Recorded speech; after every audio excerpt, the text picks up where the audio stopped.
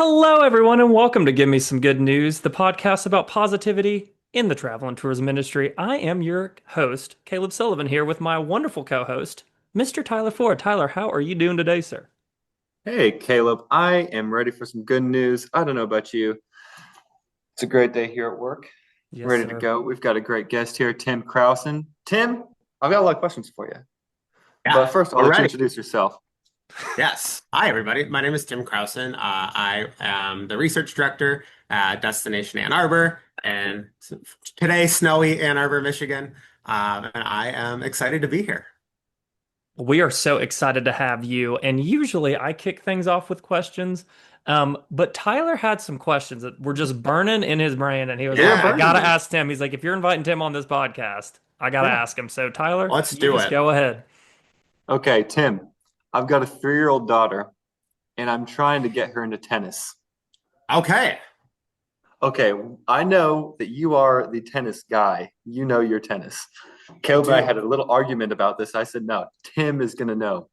What is the best thing for me to do to get my 3-year-old to want to pursue this?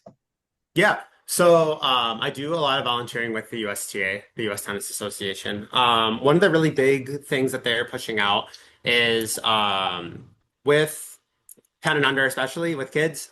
They have rackets that are like more their size, like 19 inches, 21, 23. Mhm. So getting a racket that is the right size. If your kid is 3, I'm assuming it's going to be a 19-inch racket. They sell them Yeah. everywhere. You don't have to spend a whole ton on them because they're going to outgrow it. And then they have different kinds of balls now. So they have ones that are foam where that they can swing as hard as they want. It doesn't really go super far. It's just like a Nice. much bigger ball for them to make contact. And then they have the next ball after that is this red one, which just doesn't have as much pressure in it, but they can still like really learn and make contact, and it's harder to mess up. That you're just trying to really build some positive association with Yeah. just having fun. Yeah. Awesome. Honestly, yeah, that's what I was thinking. Just finding a way to make sure she enjoys this enough to want to go out there and do this. And we can try Yeah, to make when it an I activity for us. yeah, I used to I worked at a country club for a couple of years Mhm. teaching, and I would take like the foam ball and dunk it like in a huge bucket of water, and so then when that they hit it, like water just Oh, that's came fun. everywhere. That's That's super That fun. it fun. was fun. Yeah, Fitting for Ann Arbor, Michigan, especially in December, right? that's right. That's right. It'd be frozen today. Yeah, a Yeah, little that's right. chilly. And thank you for enlightening us on tennis. It's funny. Yes. Tyler Yeah. told me he's like, I've got all these tennis questions because his daughter Uh-huh. Lily is trying to get into tennis, and he's like, I think Tim's the guy to answer him. I was like, you fire away, buddy. I can talk about it all day. I love I it. I know. love it. And tennis is one of those things that brings people together, kind of like hospitality and tourism, in my opinion. Whoa. Whoa, look at that transition. We're getting Word better at shift. this Let's do thing. it. We're trying, we're learning, but I really just kind of want to kick this off by getting to know a little bit more about your career. It looks to me from what I've seen like you really started as an intern and you have just continued to grow and grow and grow over the past 9 years in your role. So kind of just give us like the background, like how'd you get started and how'd you end up where you are today? Yeah, so I think number one, I've been really fortunate. And I'll be the first to admit I've been really fortunate. I got into it by accident, the way I feel like a lot of people you talk to end up here. Like you don't know it's a thing. So yeah, I was in undergrad at Eastern Michigan and I had to do a capstone project. So I reached out to our sports commission person here to see if they had anything because was supposed to volunteer with them before, and then I bailed a couple of times. So I definitely set myself up for success there. And Nice. so they did. They had like this facility audit to see what can we host, and these different parks and high schools and all those kinds of things. So I did that. Looking back, it was probably not the greatest work I've ever done because I was doing it for a class, but they asked me to stay on an intern. So I stayed on for about another year and interned. And then our membership person quit. So they posted that job and asked me if I would apply for it. And I said yes. And so I said yes because I needed a job. If you would have asked me if I'd still be in this industry, I would have said absolutely not 9 years ago. But it really has just been a great landing space. I have gotten to do so many different things in this organization. I get to work in all the different departments. So for me, it's been really good and really rewarding. What would you say was the biggest shift for your mindset? I know you said 9 years ago you didn't really see a future here. What changed that? Yeah, so my undergrad was in I double majored in undergrad. I had a communication degree and a sport management degree actually. And so I wanted to do something much more on like an athletic side, athletic Mhm. directing, that kind of deal. And so for me, this was an ends to a means for a little bit. But I think I just fell in love with the work that we do. I think that the work that we do matters. I think it impacts people's everyday lives, especially when you look at how many tourism communities are just full of small business of like, your mom and pops and people who are just passionate about what they do. I think that you can't help but be passionate too. And so I think that just like getting to experience what the hospitality community actually is made me wonder why you would ever want to leave these kinds of jobs. Yeah, I totally agree. And one of the things I tell a lot of young professionals is if you're fortunate enough to have this industry find you, which is what happens to a lot of us, never Hmm. leave, right? Like figure And out no a one way to stay. does. And no one does, and no one Yeah. should, because like if you find the dream job on accident, like why would you want to change it? No, I mean I've seen, kind of your resume and what you've done, and it seems like it was a perfect fit in the end. Yeah, I mean, yeah, I've been really lucky. Yeah, absolutely. And so I love kind of unpacking, some of the things maybe a little more day to day or like some trends. So obviously you're a great communicator. And one of the things I've really admired about you is how you engage with your partners through Tourism Talks with Tim. Can you kind of just give us an overview of what that is, what that process looks like, and how it's providing value for Destination Ann Arbor? So Tourism Talks with Tim. It got rebranded this year. It got a whole thing. So about a year, early 2024, we were just trying to create goals for me of things like to accomplish because everybody needs to have some. And so I was like, what if we launched a webinar? I had seen there were a couple other destinations that were doing it a little bit. But so we launched it because why not? And I didn't know what it would become. What it started off as was just a lot of me taking different data that's out there, internal stuff we have, and just informing our hospitality community. The way that I view it is that a lot of our partners don't have access to the same sorts of data sets we do. They definitely don't have time to look at it. And so I get to have this unique role where that I get to really spend time with it. And I think that the work that, like I said before, the work we get to do at the destination level brings a lot of meaningful change to, or can be like really meaningful to our partners. So we unpacked that for about a year. It got a pretty big following. And then we rebranded it this past year. It was called Insider's Guide to Washtenaw County Tourism. But like, what does that mean? And then and then our marketing team rebranded it to Tourism Talks with Tim. So that has just kind of evolved and exploded here. I just gave one right before I joined you today. Love it. We got around 100 registrations. Wow. I want to say uniquely over the last 2 years, we've had over 300 unique people that have joined us to come on those. And so it started as like, here's data that exists and how you can relate to it. What it was this year was working a lot of behind the scenes on our team. So I just had Amy on our marketing team with me today, talking about how we market the destination, why we do it, what are we highlighting, how can you be a part of it. With sales, it was the same thing.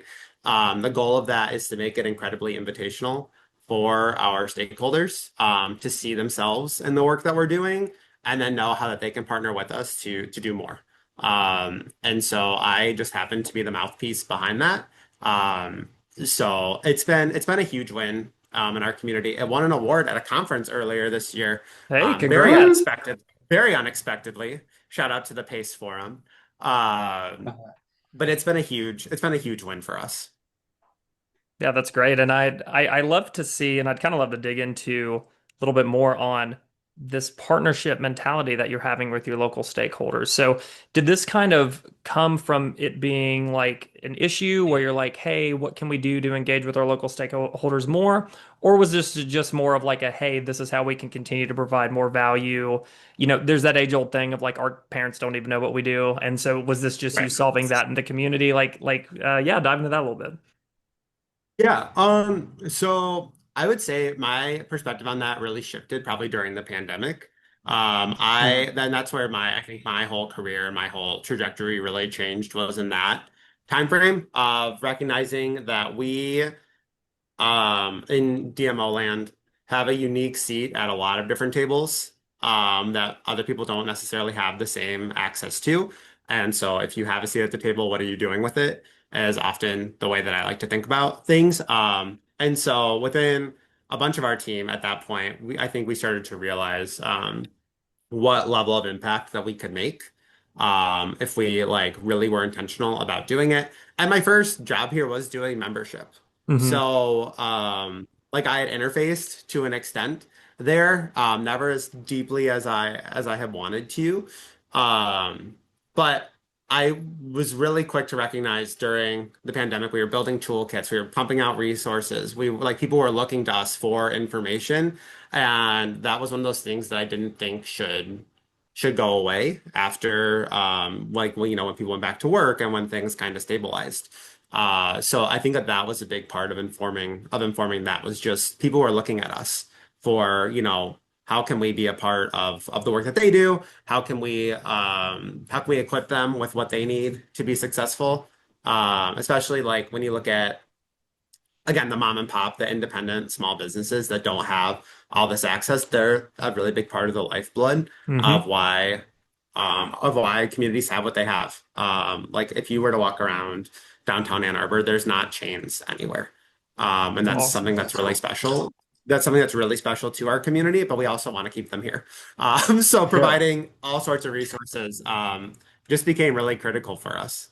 Yeah, and I'll touch on one thing and then I'll kick it over to Tyler. But that is what you just hit on is, in my opinion, one of the trends in the industry that I hope continues, or if it did go away, I hope it comes back, which is this sense of urgency we had during the pandemic to provide value to our stakeholders immediately. There was no two bones about it. There was no dragging our feet. We had to get in front of this industry that we love so much that brings so much value to our economy. And it seems to me like you guys have done a really good job of keeping that flag planted and letting your destination know, like, we are here to serve you. We are an asset to the community. And that's, one of the reasons why I've thoroughly just enjoyed watching what you've been doing with Tourism Talks with Tim, being involved in the community, and I think that's huge. So I'll kick it over to Tyler, but I hope DMOs hear this. One of the things that Dan Janes with Madden recently said is he says that he hopes that DMOs continue to act like startups, right? To have this mentality, to be hungry, to be involved. And I really just hope any DMO partners listening to this pick up that nugget from you. And Tyler, I'll kick it over to you. Yeah, I think that's all awesome. And another thing I noticed is you kind of created this identity with Ann Arbor, and like obviously to an extreme now with Tourism Talks with Tim, literally you as the brand with Ann Arbor in connection. But it just seems like back in COVID days, what, 6 years ago now, it was starting then. There's like a legit um, push to make sure that your town remains local businesses and just remains in its true identity. And I think that's really special. And I think that's also necessary for all DMOs wanting to continue to thrive and to grow, but just to, I don't know, to keep this industry special as it is. Yeah. Could you touch a little bit more though on, I don't know, just how you were able to really foster this, Ann Arbor is your identity and how you've kind of, I don't know, maybe some advice or some more nuggets for other DMOs listening on that. Yeah. So we are a countywide entity too. And so for us it was the word I always like to use is authenticity. Hmm. And it's in everything. So like with like the way that I'm going to talk to you doing this podcast is the same way that I'm going to talk to my webinar audience, is the same way I'm going to go talk in a one-on-one meeting. That like there's a real consistency when that you interact with me, or I like to believe there is one. So I think that that's part of it, is just like if people are going to recommend to work with you, that people who have already worked with you, they're going to give you like they can tell others they're going to get the same experience that Mm. they got. So I think that that is always number one, is just Yep. the authenticity piece. And you know, we did a brand refresh a couple of years ago, really focusing on Ann Arbor, but also Ypsilanti and Chelsea and all the other communities we have. And one of the takeaways from that was unique, authentic branding to each of those destinations as well. So adjectives that we use to describe them that residents can align behind, because we did some resident sentiment with it. Or, you know, what they want to be known for. That we've been really more intentional, I'd say, the last couple of years on making sure that what we put out about any of our communities is what you're actually going to find. It's what the locals Mhm. believe, just from that. So that way we know that our messaging is all authentic too. That is our favorite word, that we call the A Yep. word, Yeah. authenticity. It is something that DMOs, need to harness at the best. It's more than just pretty pictures, pretty downtowns, pretty beaches, pretty mountains. It's about the Mhm. people that make it unique. It's about engaging with your community, and it's about having a brand like Destination Ann Arbor that represents the communities countywide. So yeah, it's just great there.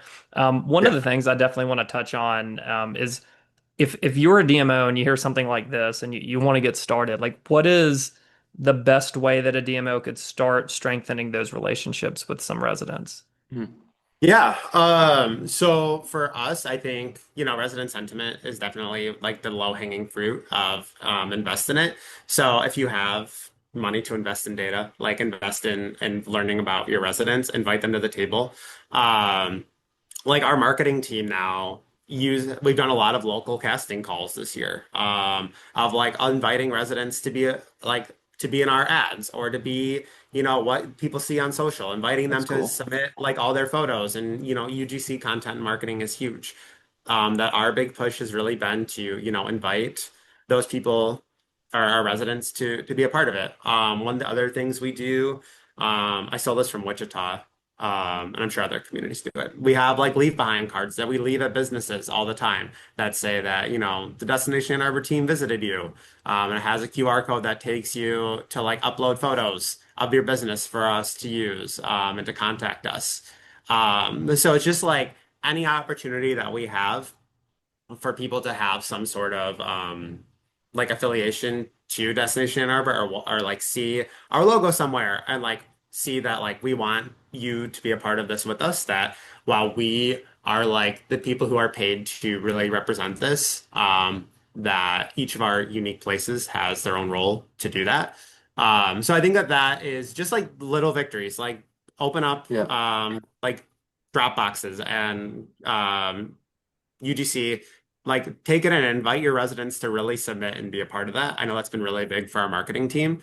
And then whoever's in your like membership or partnership department, like create some leave behinds, or like get them actually out from behind the desk and have them go out and learn like what is actually impacting businesses and what do they really want.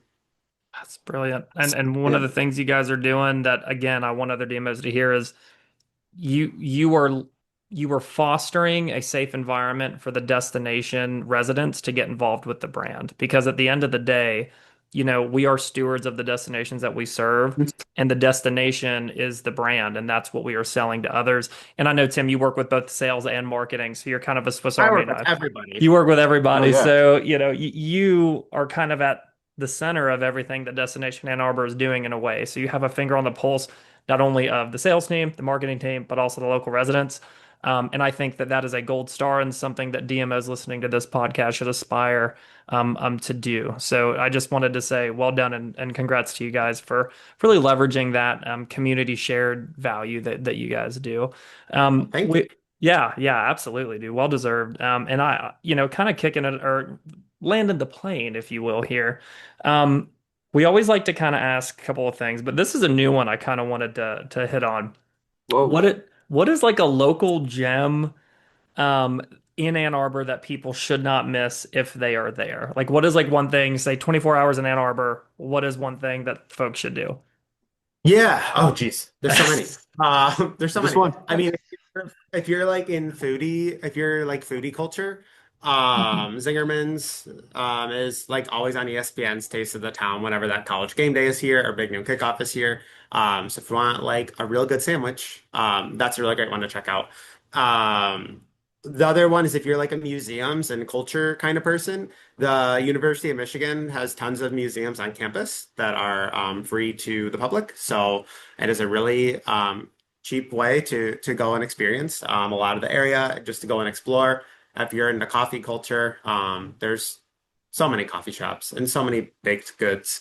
You will gain weight on your trip here if you take that Mm, route, of course. because there is so much dessert to eat here.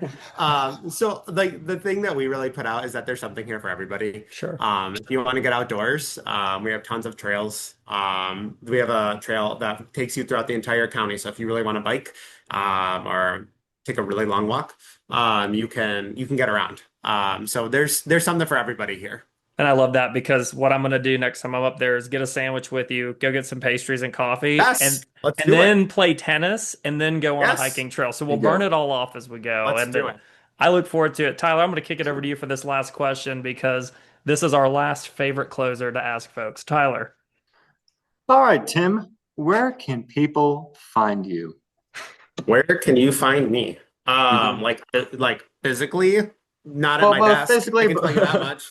I'm never so there. yeah, both physically and how can we reach out to you? How can people contact you, Tim? Yeah, I'd love to hear from you. LinkedIn is a great resource. Mhm. So feel free to connect with me on there. I'd love to chat with you there. My email is tcrouson, Crouson, at annarbor.org. I have a meeting booking link in my signature line. So once we chat, feel free to book time with me. I'd love to sit and chat with you for a little bit, just about what you're doing. And I think the coolest thing about this industry is people have a real willingness to share. This is not one of those spaces that is like super cutthroat and competitive. Everybody is trying to like, put their best foot forward and is willing and open. Like I know that's been a big driver for me as when I was getting started, people were really willing to share what they did and what worked and what didn't. And so I feel like I need to also pay it forward and do that. So I would love to help whoever I can. Love I that. love it. And honestly, I plan to go ahead and book some time with you, Tim, and Come learn on. a thing or two about Ann Arbor, because I'm very curious. My curiosity is just spiking right now, but Yeah. also I need to learn a little more about teaching a 3-year-old tennis. So There Yes, you let's go. do it. that's awesome.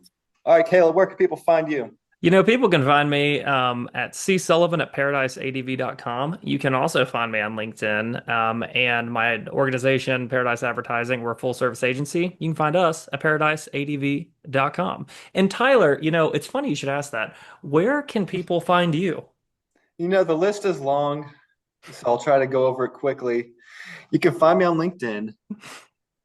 All right, there we go. And y'all, this has been some good news.